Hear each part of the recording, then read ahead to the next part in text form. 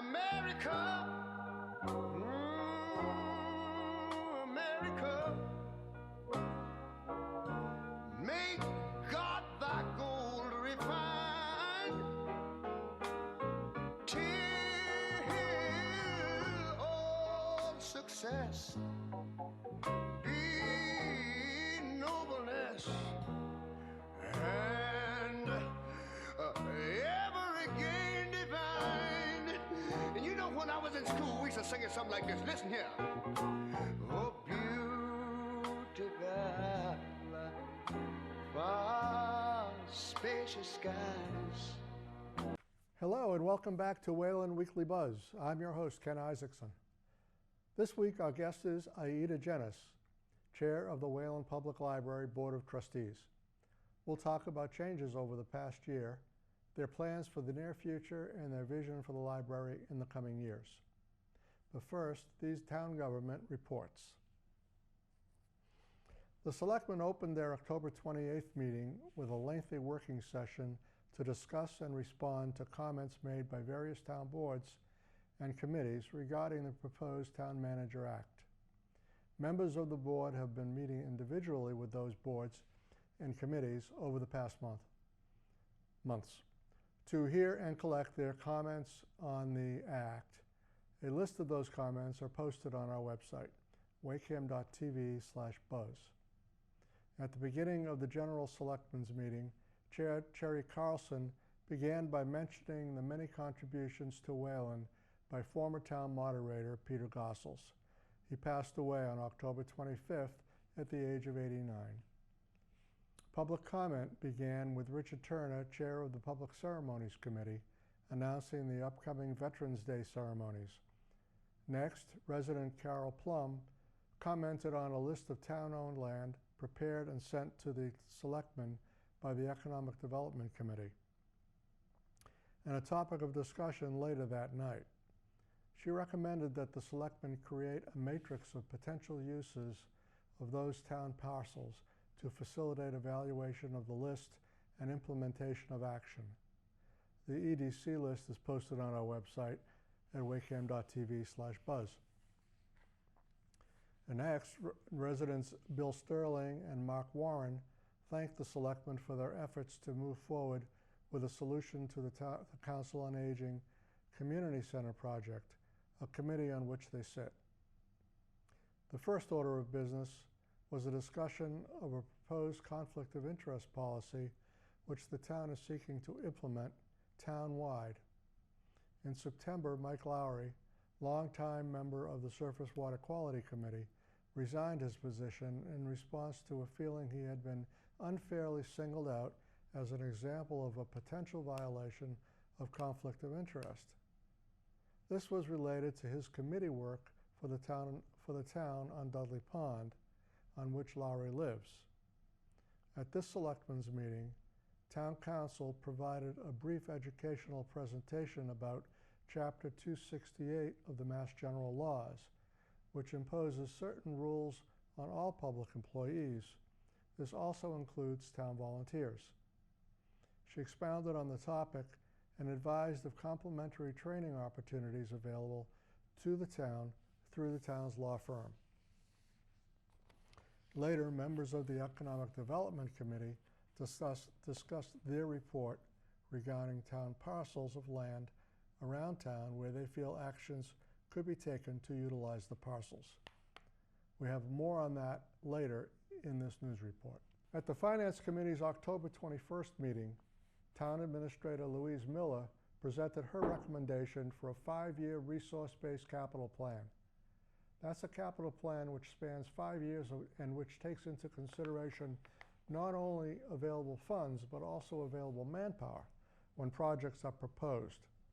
The result would be a time span, on average, of 18 months to 2 years from the time town meeting approves the article to completion of capital project. It would result in major efficiency improvements. There has been much concern raised lately about project paralysis, which create other fiscal problems. The new procedure, if adopted, would start in fiscal year 2022. To achieve the goal, Miller recommends establishing an annual capital budget spending level of $5.5 million to be funded by free cash taxation, which is cash capital, alternative funding sources like revolving funds, community preservation funds, and ambulance receipts, non-exempt and excluded debt, and surplus bond funds. For comparison, the Finance Committee generally recommends capital spending in the $3 million to $5 million range. Last year, it was $3.1 million. The Finance Committee thanked the town administrator for her efforts, indicated it endorses a resource-based capital plan, and stated it will begin deliberations on the capital budget on November 4th. Miller advised the Finance Committee she concurs with their recommendation that the town establish a capital stabilization fund. Her recommendation is to use those monies on an annual basis to fund projects not included in the capital budget. It was noted another option would be to use these funds to offset or pay for larger capital projects and/or augment the town's fund balance. To establish the fund, Ms. Miller recommends $300,000 of taxation, which is cash capital, in fiscal year 2021. In subsequent years, she recommends the funding come from year-over-year debt service reductions that currently fall to free cash. The Finance Committee will discuss the fiscal year 2021 capital submissions with department heads during its November meetings. The Conservation Commission met on October 24th. The main news item is that the developer of the 24 School Street project has requested the State Department of Environmental Protection to stay their review of the project rather than follow what the state was asking. They intend to bring a new notice of intent for the project to the Conservation Commission. According to the motion presented, the developer intends to address the concerns raised in the Commission's denial of orders of conditions by supplying additional information to the Commission through the new filing process. There is no word yet on when this new filing will occur. As reported earlier, the Economic Development Committee, the EDC, has sent the selectmen a list of land parcels in town they believe could be utilized for more positive use. They were all part of the study done and reported by the RAP Committee in 2017. They would like the selectmen to take the lead in promoting action on this initiative. Their recommendations include creative thinking regarding the use and reuse of certain recreation and conservation parcels, and long-term thinking about the town operations and facilities.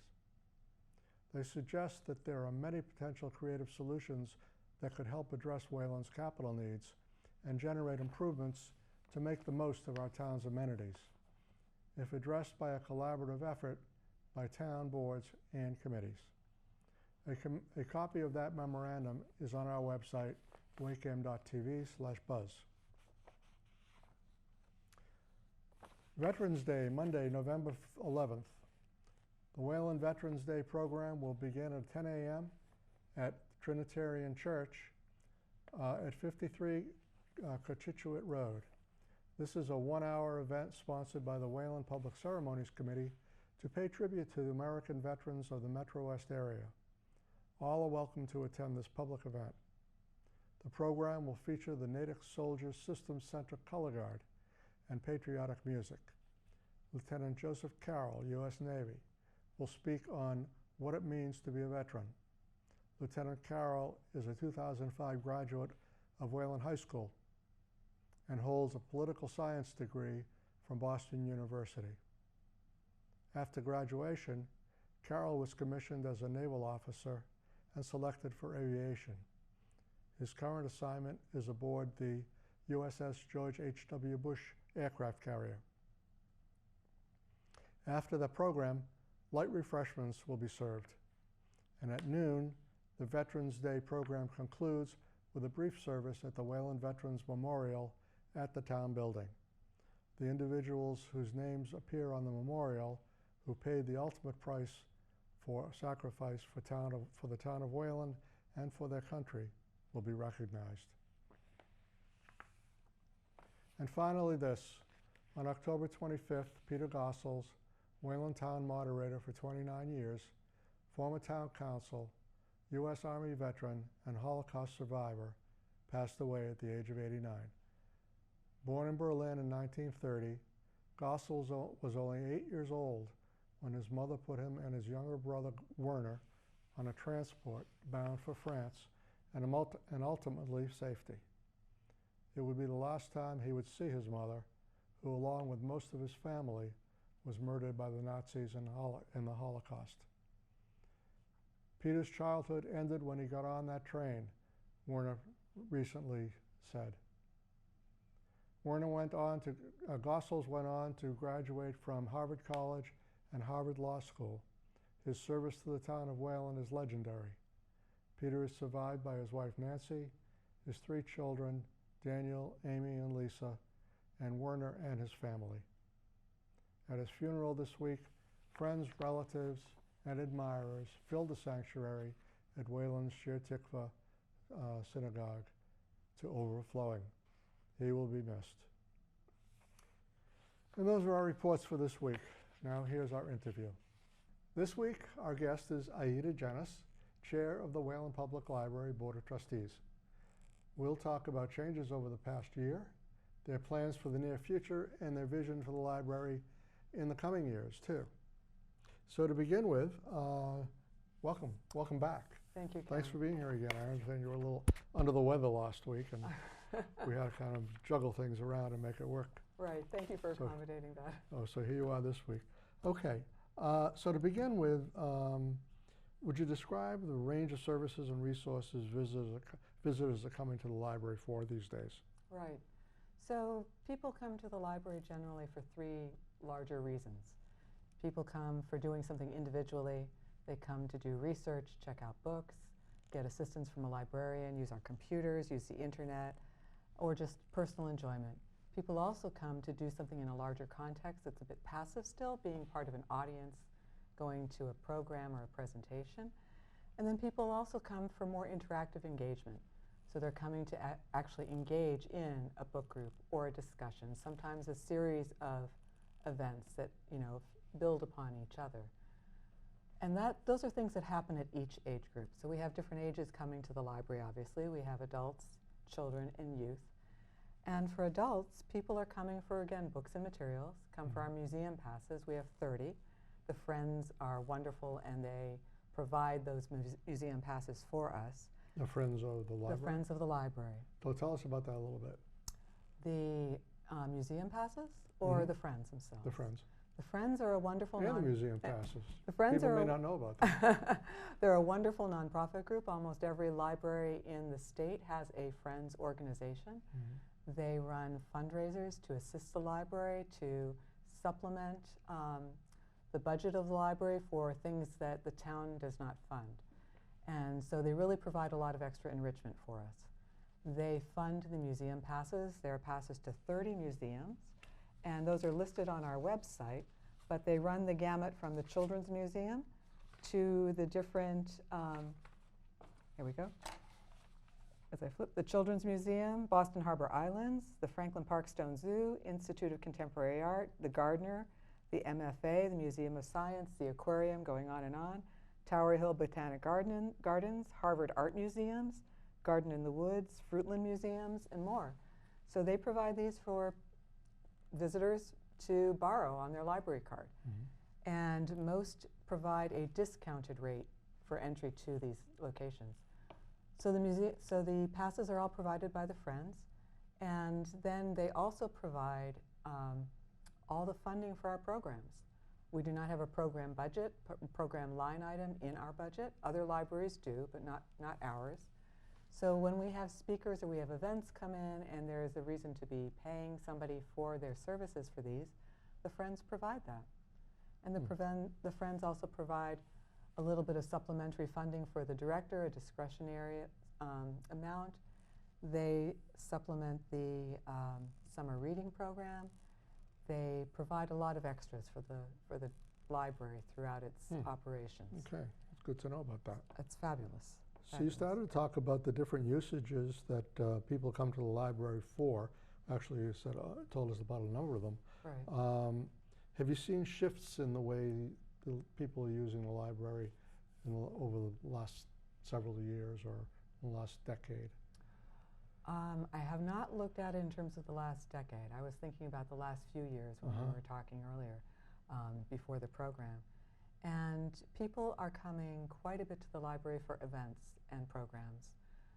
People we're finding are really coming to the library with their children, as people always have. As you know, guardians and parents have always come to the library with their children to instill a love of learning and reading in their children, to acquaint the children with the library as a resource and a place of knowledge, and with the librarian as a resource and a teacher. And to really, that's been a very strong focus of people in Wayland, which is fabulous. And for youth, this is another thing that I wanted to talk about, which is really under your first question of what else people come to the library for. But we had a very small teen space in the library. And we now have a teen area, a whole area on the upstairs mezzanine above the circulation desk, where the side where the elevator gets off. We're calling it a teen loft.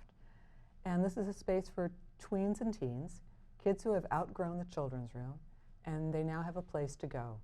Before that, when they outgrew the children's room, they could sort of float around in the stacks, but there was really no place that they could really sit and call their own. So this space was created. We had an opening in September, and I'd like to thank our director and the Friends for really spearheading that and getting the funds needed to provide the furnishings and the carpeting and the paint for the area. The Friends were tremendous. They got a grant from Middlesex Bank and contributed that to the furnishing of the space. So teens come there. We don't have a lot of teens at this point. We've been trying to really advertise and publicize that space. And once midterm exams happen in January, we expect teens are really going to be quite aware of it at that point, because teens have already been coming to our library twice a year during exam week to study at the library and have some pizza before they kind of really hit the books. We open the library till 11 at night on those nights. Wow. And this is part of the program where there'll be a special bus that's coming from the high school and the middle school. Yes, thank you for mentioning that, because we've had also some confusion about that bus. There is a bus 3, that is dedicated to coming to the library after school. It's a middle school, high school bus, and it stops at the library. If a student has a bus pass, their parents already have purchased a bus pass for them, they can jump on this bus. And it's the only bus that does stop. But we did run into some kids who thought that their parents had to have signed up for this bus back in March. I believe it was March, when the bus routes were open and parents and families were signing up. And the bus was not available at that point for sign-up. So it is open to all students. We've advertised through the crier. The schools have sent out notices. And we're hoping that kids pick up on that and become really aware, because it's a great space for kids. And there is there's a young group who are, a young book group of teens who are meeting up there, I'm told. And the space can fit, I believe it's about 18 seats is what we have up there right now. In the teen space. In the teen space. You know, it's got books and materials. It's got freshly painted. It's feeling very young and vibrant. And it blends well with the rest of the library. When you're looking up there, because this is in the, right above the circulation area, and you look down and upstairs, it looks very nice and it blends. And when you're upstairs and you're looking around, same thing. You know, the colors flow. Cool. Which is nice. Very good. That's nice. So. So you've already started to make changes in your spacing, in your space there, your limited space at the library. Right. Do you anticipate any other changes coming up? So, of the spaces that we have, we spoke about the teen space. Yep. We took we're sort of shifting some things right now.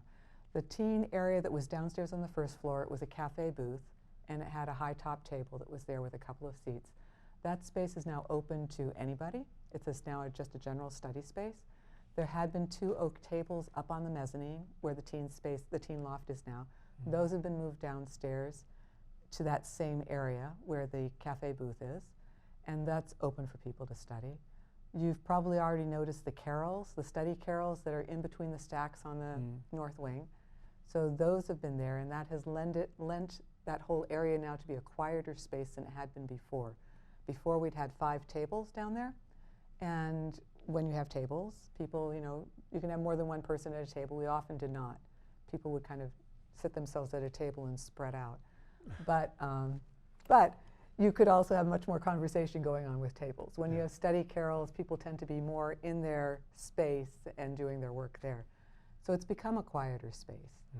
And that has been great. The upper mezzanine on the other side, above the reference area, that has a space up there that can be for group work or individual study space. It's not used well. We need to do something to really publicize that area better so people are aware of it. And we're not quite sure what. We're waiting for some suggestions from our director. The other thing that we've started to do is we're starting to use the round room for presentations. Before the study carrels came up, we were using that north area between the stacks and the little apps with the red mohair chairs. We were using that for a presentation space when we had too many people for the Raytheon room. The Raytheon room, again, is our only, meeting space. And if we really anticipated more than 50 people down there, 60 people down there, we would switch our location and have it upstairs between the stacks, which was awkward, but it provided a larger space for a larger group. So we've started to use the round room, and we're just moving the sofas back and bringing in folding chairs. And we've had some lovely presentations there. One of the highlights was a local author who came to speak, Juliet Fay, and she presented about her book, and it was wonderful. I think there were like 80 people coming in there. It was wonderful. So we're starting to do that on a scattered basis right now, and then we're waiting for our director and the staff to observe how people are using the space to consider what else could be done. Or could be considered. Are there any physical changes, other than what you've done, anything that's really physical additions that can be made to the library, to the existing building, to gain more space altogether? So I know there were suggestions of that back when you were bringing the article for the new building.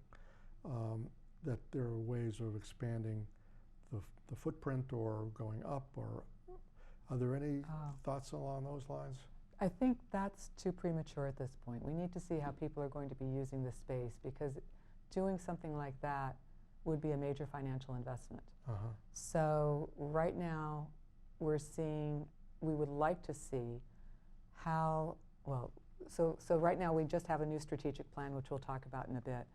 And we would like to see how people are using the space in the library and how much demand there will be for it before we look to other physical changes. Doing some other physical changes, in our mind, would require another building program of some kind, and hiring somebody, a space planner, to really look at the space, and an architect to look at spaces similar to what we did for the larger building, the larger building that was proposed. The other issue with any large space changes that would really allow many more people to come to the building is parking. Parking and access to the property from Concord Road coming on. Right now we have 19 spaces on the lower lot, which is library land, library property, and dedicated to the library. And then the upper lot, which is a town lot that was acquired for library purposes when we made our expansion in 1988. When we did the expansion in '88, we had to have more parking, and we had to demonstrate to the state that we could have more parking. So the town acquired the upper lot for library parking and other municipal purposes. So that allowed the Mass Board of Library Commissioners to look at it and say, yes, they are serious. They can accommodate a larger space. We got a grant at that point. It was a retroactive grant. You did your building, then you got a portion of it back. But we have 28 spaces in the upper lot. Downstairs in the lower lot, there's 17 spaces that are for the public, really general public, and 2 handicap spaces. That makes the 19. Up on the upper lot, we have 28, but we have staff needs. Staff has to park somewhere, and during the day, during the week, we have between 12 and 15 staff that are there. That's awfully a lot. Yes, it is. And I was talking with Saki, the town planner, last week. We had a program with him, and he said that people are using that parking area for the rail trail now. They are. As well. They are. So that's ticking more. They are. And we welcome the rail trail. It is wonderful. I think a lot of people will be using it. It's great. The issue is, of course, people come to park there because it's easy parking. You just walk up the little incline there to get on it. And I will say that most people I see who are pulling out their bikes or their skates or whatever they're doing do have a book in hand, do walk over and drop a book, and then go back to the rail trail and and enjoy the rail trail. But it does create a issue with parking. And so our director has spoken with the town administrator, Louise, and with DPW, and we hope that something can be created to accommodate both our needs, because people will park there anyway. Yeah. Well, Saki also mentioned that he's working with the town center to see if they can reserve some spaces over there near the Stop and Shop. Right. To be able to park cars for the rail trail. Well, right. So that would take the heat off. That would, if people would. Yeah. So they're working. Would go on it. there. They're working on it. Can I mention something else? Yeah, I mean, you were sure. asking about the building, and what else about the building. One of the things you and I had talked about before was what changes are there and what priorities are there for the building. Parking is a huge priority. Having access to the building is a equal priority, even more so, really, than parking. Just because right now it is difficult to come into the building. We have a large, heavy door on the side entrance to the building off of the parking lot, and it's a large wooden door. And it, at one point, really stuck. It was very difficult to open in the heat, so the door did get planed, so it's easier to actually open if you can open it. But what we really need is one of those handicap buttons that you can hit and have the door mechanically open. But there are steps there, aren't there? Not there. Not on There- that once level. you're inside, then there's steps down and steps up. But there's just a little ledge you have to step over, just like a threshold there. So it's a flat entrance. I mean, if you're in the parking lot, you step up onto the sidewalk, you walk to the building, there's a little threshold, you step into that. But it's the opening of the door that's the issue. We had 2 book drops. So when you're looking at that door, we had 2 book drops to the right, and we have 1 book drop to the left of the door. The 2 to the right we removed. They were broken. They were rotting on the inside. So we removed those, got a larger book drop. It's situated now along the walkway into the building. I saw that. And we were They used told it. that doing that, would allow for the mechanism that you need to have a push button. Automatic. Yeah. Right. And then we need another one upstairs. Once you get to the top of the stairs, there is the door into the main library. And we need a button there as well. You know, if somebody's going to have a hard time downstairs, they may not upstairs, but there are people still who have things that they're carrying or need assistive devices, and having a button, the handicap button there would be really terrific, because that door is always closed, not 100% always closed, but it's supposed to be. So that would be fabulous. Is there any solution for wheelchair accessibility? Our elevator, you mean? Well, I guess if you can get in, you can use the elevator. Right. Yeah. So that's something that we have to rely on our facilities director, Ben, to figure out. That elevator was put in I believe it was 1988 when the modest expansion was done, and it was an accommodation for it does not fit most wheelchairs. It can fit smaller wheelchairs. It certainly does not fit an electric wheelchair. It's difficult to navigate because it's narrow, so people with a wheelchair or with a stroller, if they come in, it's a little, you jiggle a little to get yourself turned around. So it's there, it helps, but it is not, it's adequate, It's not Yeah, good. doesn't do the job. And people with strollers, it's, either you go down the stairs with the strollers to the children's room, go bumpity bump, or you use the elevator again, and kids love to use the elevators. Children, small children.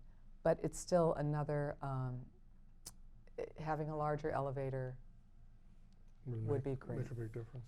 If we can do it, it'd be great. Is there anything else about the building you wanted to mention? There was. And we'd really like a doorbell. So I'm looking at my notes because it was ADA access. It's a huge thing we want. We'd like those 2 doors to have the automatic button openers. We'd like a doorbell at that side entrance so that if somebody has more of a difficulty in getting in, there could be a doorbell at that entrance and it could be rung. The offices of the staff are just beyond the elevator entrance. Like when you go downstairs and straight ahead are the staff offices, and they would hear the doorbell.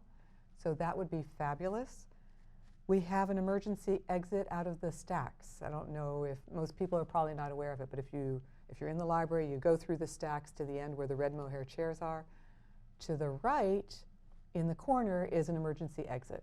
And if you have to exit and you open that door, it's a long way down. There is a step, but it's a long way down. So we need some real stairs there that will accommodate that have the normal sized treads to get out, because that's the emergency. The parking lot I spoke about already, the difficulty with that. The children's room, there are 2 other things. The children's room and wastewater, are concerned with wastewater. We, in 2016, brought an article to town meeting to get the library connected to the wastewater system at the town center. And the payment in lieu of betterment was approved. We have not yet been hooked up to that system. And I understand that there are priorities, financial priorities for the town.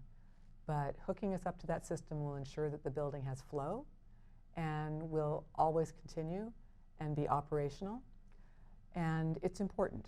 The ADA stuff is critical. The parking is critical. This is as well. And I understand that there are financial priorities. And it may take, maybe not this year, but hopefully next year. And we have not forgotten about it. We want that to happen. The other thing that we hope will happen, Is this money that's been allocated? yeah, the PILOB has been allocated. The money for the construction, the actual connection has not been. We understand that the piping from that wastewater system goes down 27 from the wastewater system all the way down, crosses 27 and 126, and has ended in front of the museum, the Grout-Hurt House Museum. So we would need piping to go from that point to the building and get connected.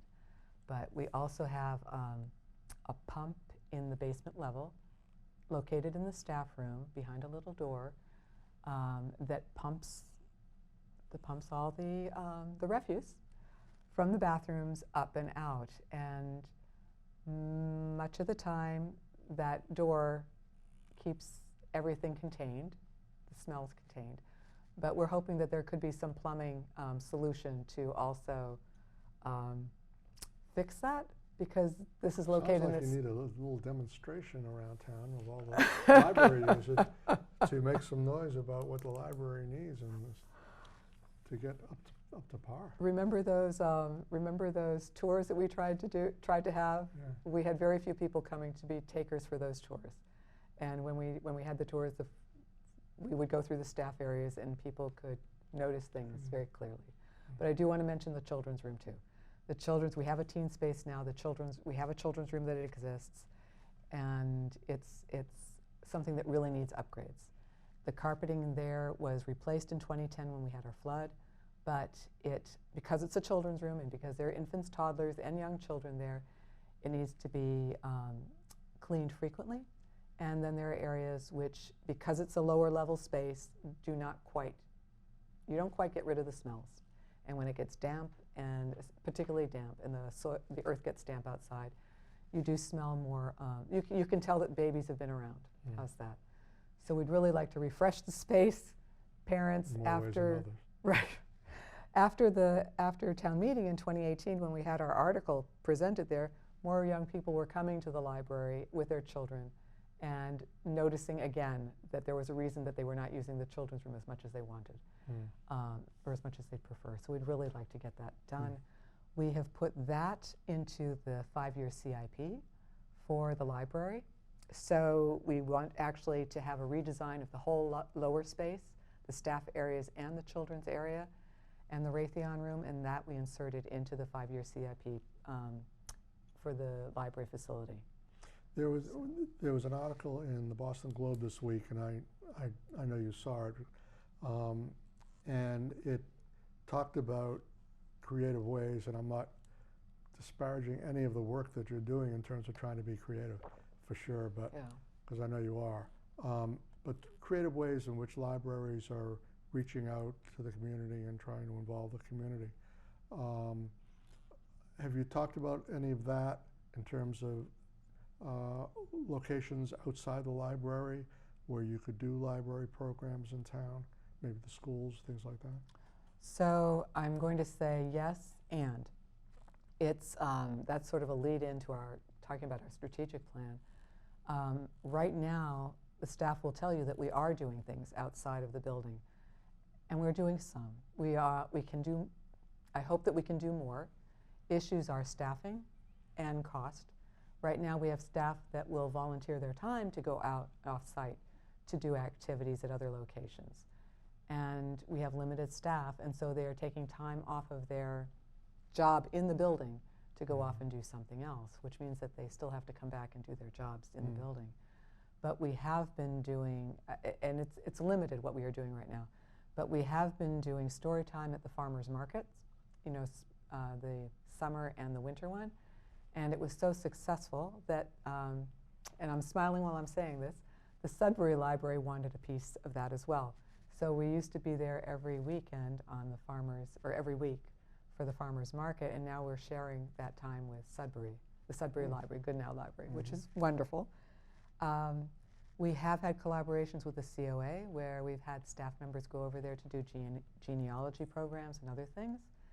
And we have a staff member who has gone over, and I'm not going to get this right, but to one of the assisted living locations, places, and perhaps one of the apartment buildings in Cochituate to do English language learning. So those are a few of the things that we are doing, and the children's librarian has always worked with the schools in developing programs and making sure that there are resources at the library for school children, something to bolster their learning that is there. They also collaborate for summer learning programs at the library, and I'll mention it right now, this past summer we had twice the number of children in the children's room sign up for the summer reading program than we had the year before. So we had over 400 kids signing up, children signing up for the summer reading program. It was called A Universe of Stories, I believe, or A Universe of Books, and it was fabulous. So that was really nice, and that keeps education going, keeps reading going, so kids are not, losing skills over the summertime. But so yes, we need to do more. And should we talk about the strategic plan at this point? Yeah, why don't you? So chomping at the bit to talk about that. Go ahead. Let's hear about it. We have a strategic plan currently. It ends in June of 2020. At that point, the strategic plan we have just adopted or approved will start, and it is a 5-year strategic plan. So in our current strategic plan, one of the things that we really wanted to do or consider if the library project did not go forward was creating a space for teens. So after the project, we took a look at the long-range plan, that we had the current one, and we reaffirmed that we wanted to create a space for teens. And so that happened, and that's how we'd start to do some other shifting going around. With this new strategic plan, what we want to be doing is evaluating use. That's a big part of it. Evaluating usage by children, by teens, by adults, by English language learners, people who have difficulty coming into the library. How can we accommodate that more? What could we, and talking with facilities about how can we provide better access into the building. But our strategic plan has 5 large goals, and they are broad.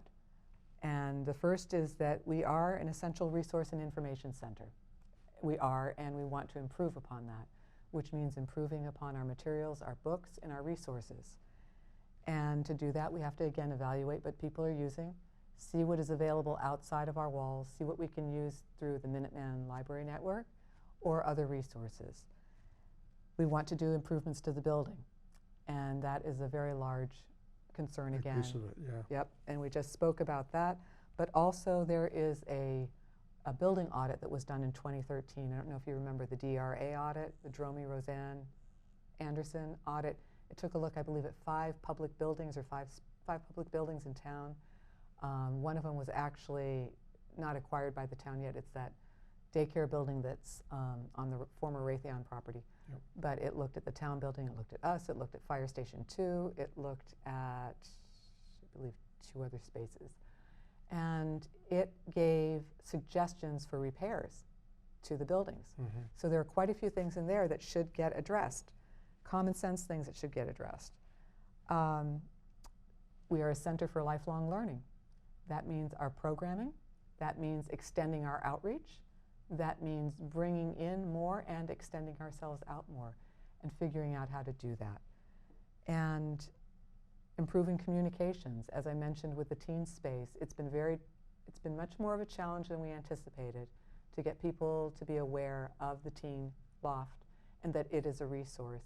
We had 2 open houses, one just for students and then one for the public, and they were very well attended by people in the community,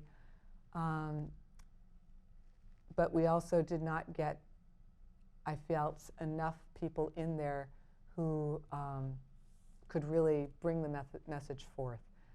And so we need to work on that some more. We need to have more outreach at the schools and more outreach through maybe the preschool program, so people are aware that as their kids grow older and they age out of the school system, the children's room, that they can go up to this other space and see if that space needs to be bigger or needs to be different or whatever.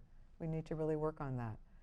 And we really need to move and do something with our staff spaces. We have 5 or 6 staff people who are working in a room downstairs that is segmented by a desk turned this way, a desk turned that way, creating a private space for people or a quiet space for people. So that's very difficult.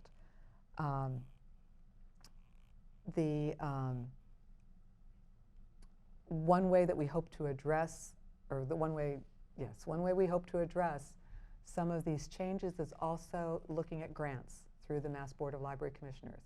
Everybody, or most everybody in town, is familiar with the grant that we got to help us build a new library building. But MBLC has lots of grants, not just grants of those sizes.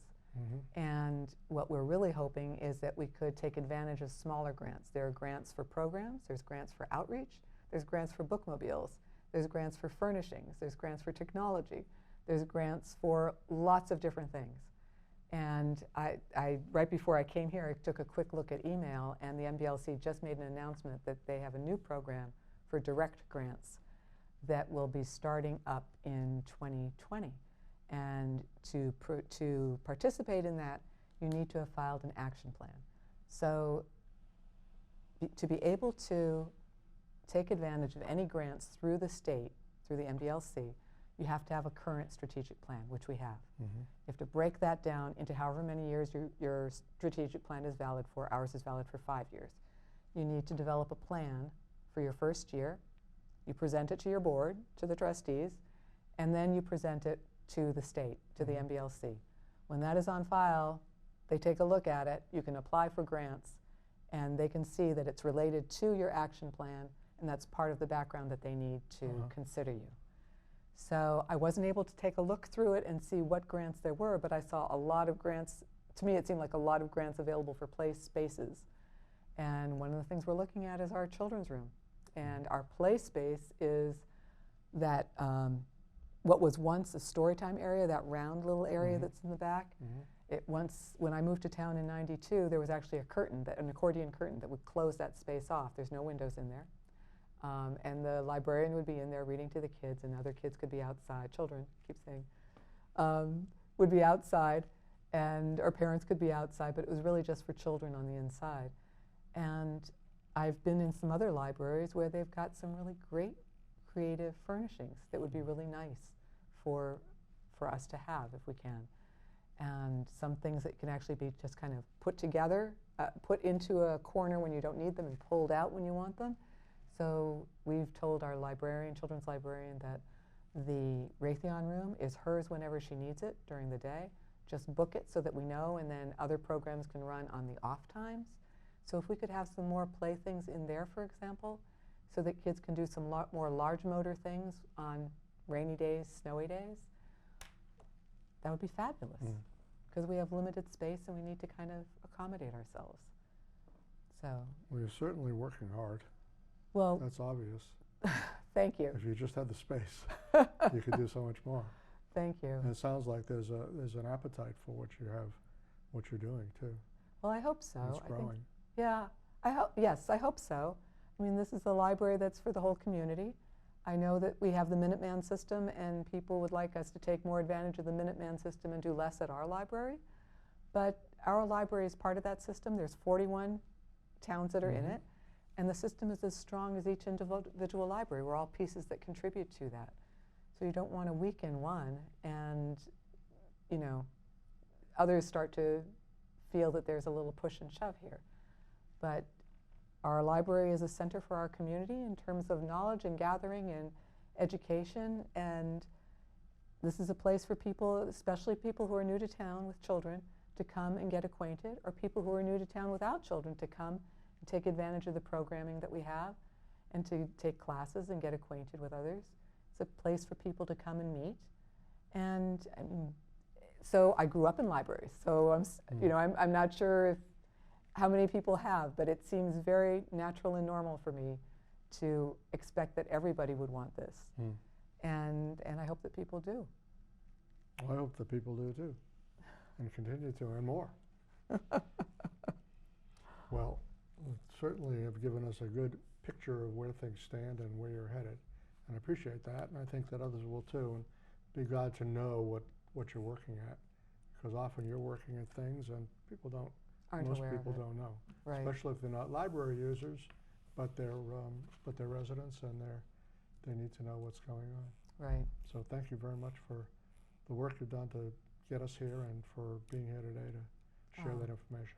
Thank you. Can I say one more thing if we're... No. No. Yes. Okay. So we don't have the spaces that we'd hoped for.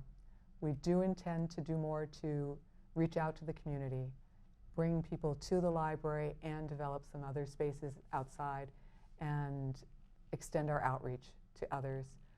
The library is for people. It's so it's a place for kids to come, meaning tweens and teens when they need to be out of the house or want to be out of the house. It's a place for families to come, the children's room, and wherever else they want to be studying or modeling for their children that they are going to the library for books and materials and resources. It's a place to come for the computer, for the internet, for movies, for discussions, for book groups, for a lot. And it will be as rich as people want and ask for it. It is also a center for learning, connecting, and exploring. That is part of the mission of libraries. And we've, I'm trying to see, where was that little piece I really wanted to say?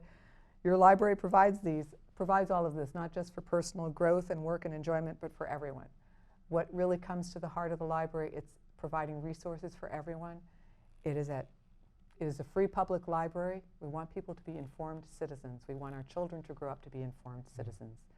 And we need that to have a strong democracy. For sure. And this is where you get it. Here, your public schools, you get your knowledge, you get your information, and access it. Please access it. Okay. Well, well said. And thanks again. Thank you. All right. We'll see you again, I hope. You will. Thank you. That's the buzz for this week. Next week, our program is about Wayland's water resources. A look at what they are, where they are, how they're used and maintained, and the outlook for their future in the age of climate change. We'll talk to members of the Surface Water Quality Committee and Recreation Department. Please join us beginning November 10th. Remember, The Buzz airs on Sundays and Tuesdays at 10 a.m. and 6 p.m. on your public cable channel, Comcast Channel 8, Verizon Channel 37, and we're online on demand anytime at our website, wacam.tv/buzz. There you'll find an archive of past programs and a schedule of upcoming shows, along with links to documents from items mentioned on the show. And you'll find a transcript of this week's interview, along with our committee reports, every week in the Town Crier, both in print and online. If you have an issue you'd like discussed on The Buzz, call us, email us, or use the contact form on our website. Tell us what's on your mind and what you think about the show. I'm Ken Isaacson. On behalf of the entire volunteer crew and guests here at Wayland Weekly Buzz, thank you for watching, and please tell your friends to tune in too.